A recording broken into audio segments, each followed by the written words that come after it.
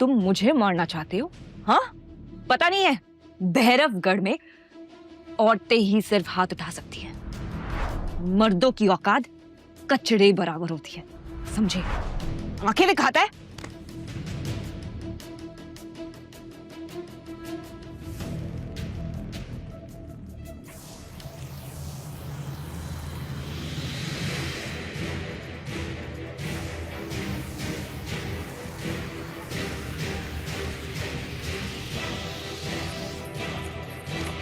इसे माफ कर दीजिए।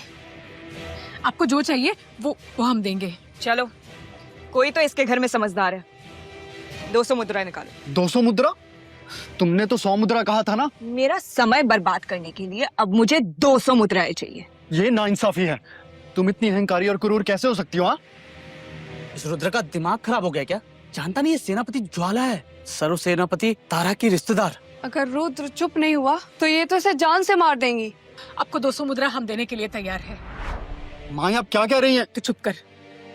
लेकिन क्या हमें थोड़ा समय मिल सकता है? बिल्कुल। हाँ हाँ, क्यों नहीं, लेकिन इसके लिए इसको मेरे पैरों के नीचे से रेंग के जाना पड़ेगा। रुद्र 21 साल का हो गया है। ये साल बहुत महत्वपूर्ण है। मैं इस झगड़े को और बढ़ाने नहीं दे सकती। रुद्र लड़ाई नहीं कर सकता। अब जो कहेगी वो हम करने के लिए तैयार हैं।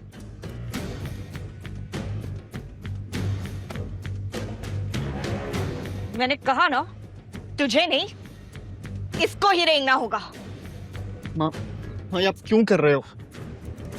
माँ मुझ पे भरोसा रखिए, मैं लड़के अपना हक ले सकता हूँ। माँ आप क्या कर रही हैं? जैसा कह रही है वैसा कर।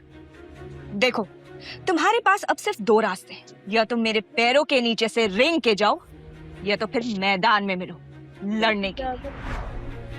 और हाँ, तुम अगर जीत गए तो मैं यहाँ से चली जाऊं, पर अगर तुम हार गए तो ये तो सिर्फ एक मामूली आदमी है, ये सेनापति ज्वाला को कैसे हराएगा? हाँ, इसे सजा मिलनी चाहिए।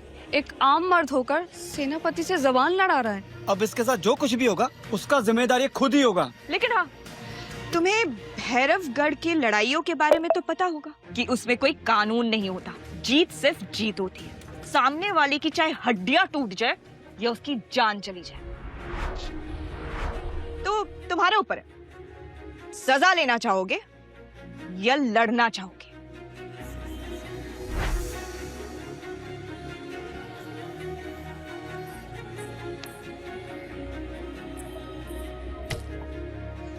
तूने मुझे वादा किया था।